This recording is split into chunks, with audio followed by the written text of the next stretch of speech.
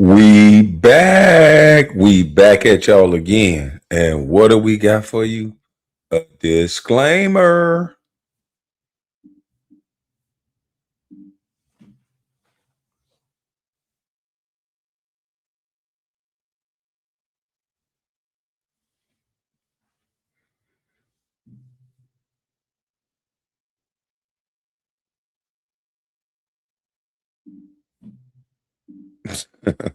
Yeah, stay home, stay safe.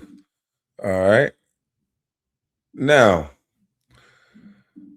we got little Boosie and Rod Wave going at each other, and I absolutely hate this. You know why? Because every time us black folks get into it, it can't never be between the two individuals. It got to be between the gang, and usually the gang go bang bang. So I hope they can figure this out. And let me say this, guys. This is a pre-record. Y'all come on in, hit that like button. Salute to all the people that's still rocking with the pre-records. I know y'all like the live videos, but salute to you guys that's rocking with the pre-records. I appreciate that. But yeah, we got to get into this little Boosie Rod Wave situation, and then I'll give my commentary. I do not like it because of what these gentlemen can do and what they mean to the culture. So let's get into the back and forth. I'm getting ready, your birthday. Hey, Boosie, man, you need to cut that shit out, man. You talking about letting it go. Ain't letting shit go. No. And you broke my heart with a lawsuit. Acting like a bitch, acting like one of these hoes or something. You with a lawsuit, you gonna take you to court like a police. Like you, what the I knew from the jump. I had assembled so many a Trill found a record label property. I sampled so much and interpolated so much of their music. I already had a relationship with your label. I knew from the jump you didn't own the music. So when I reached out and I offered you $100,000, fam, you said that wasn't enough. You got me fucked up. I ain't going for nothing. Ain't nobody finna be pressing me. You go to court. You a hoe. You ain't no gangster. You ain't nothing. You try to take it to court.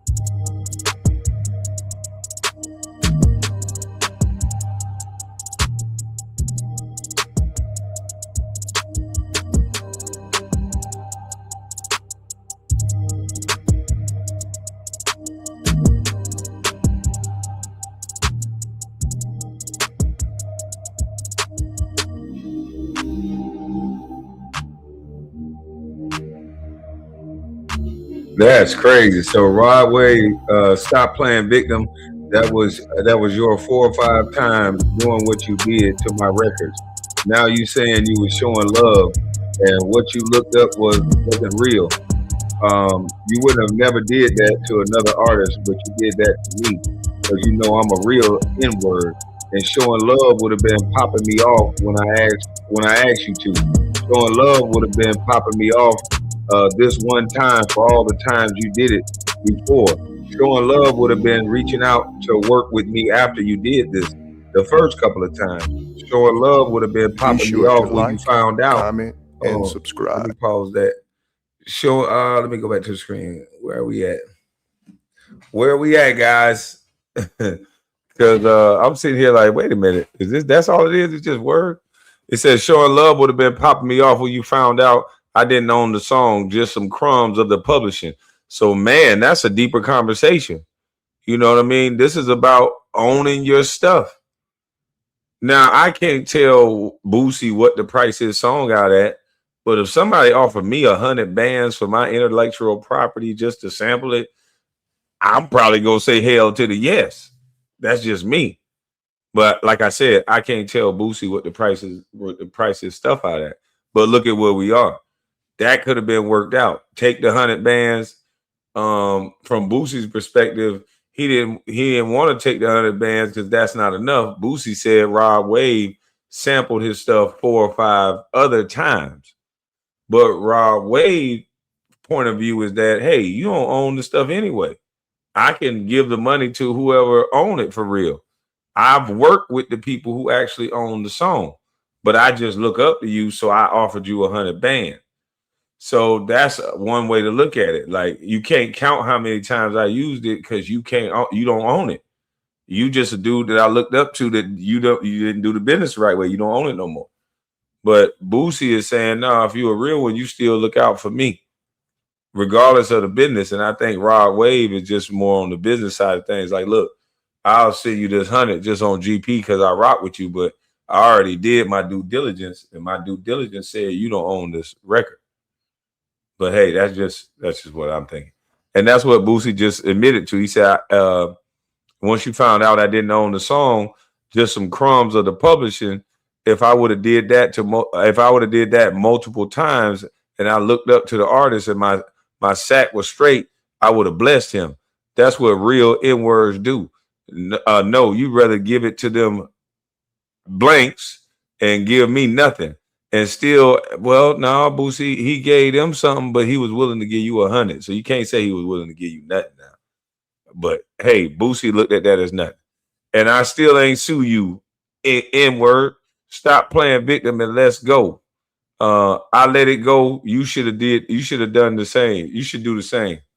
So Boosie was saying he let it go, and that Rod Wave is playing victim. That's what Boosie's saying. Hold on, it's a little bit more to this video. Boy, shut your big ass up, boy. You done took 15 music and made a career out of it. Boy, you a straight bitch. Let's talk about it. You done took 20 music and made a motherfucking career out of it. Boy, you's a big old bitch. Talking about your heart ain't never been broke. But every song you talking about your heart broke. You a cap rapper. You got the whole world saying for nothing.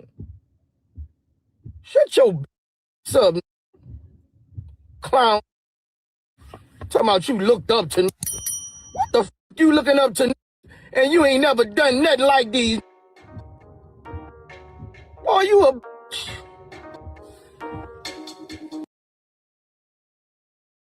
Oh boy. Oh boy. Yeah, that went left. That went left. Okay. Excuse me. So I had to follow this story and see where it ends up. But yeah, that didn't go well. Boosie didn't take that too well. I don't think they really understand each other. I don't think that I think they should have got on the phone. Rod Wave should have got on the phone with him. Now that it's on the internet, they both rappers, but Boosie has been known for doing a little bit of extracurricular activities with his friends. So, and Rod Wave, we seen him in a little bang out, and he looked comfortable. He didn't run, which I don't understand, because soldiers run and they duck and they hide, but he's a rapper, so he's just walking straight as if bullets couldn't hit him. But he's been in a situation or two. So this thing could turn left, and hopefully cooler heads prevail. And if Rod Wave was willing to give him 100, I think something could have been worked out. Especially if you don't own the song and you admitted you only own a little bit of the publishing. I get it. Boosie think that whatever his rendition of a real one is, you would still give the majority of the money to them, but that would be him paying double. And he looking at it from a business perspective. So it's sad that just because these two gentlemen got two different perspectives, Boosie is looking at it from just a real inward perspective, and Rod Wave looking at it like this business, bro. I really was blessing you with this 100 because you don't own your music. You don't own your stuff. You can't blame that on me. So I'm pretty sure that's how he looking at it. So he ain't gonna take a back step because that's what he believe in, and it's right. It's somewhat right, and not somewhat right. It's true, and that's the beauty of ownership. And then Boosie is saying that, hey, if you looked up to me and all these things, then be real with it. This is what real is. Look out for your brethren. And I don't know. If you adopt that ideology, then I guess that's what real. But you can't fault a man for doing business. But on the same token, Rod Wave faulted Boosie for the way he did his business, but then he want to turn around and hold Boosie to a street standard when it comes to him wanting to sue, which is kind of crazy.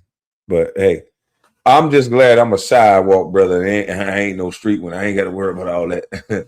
But this is another pre-record. Y'all hit that like button. Salute to all y'all that still come rock with a brother with his pre-record, because they flagging out here now, and we making sure we keep this pre-record smoke coming. I'm up out of this thing. I'm coming.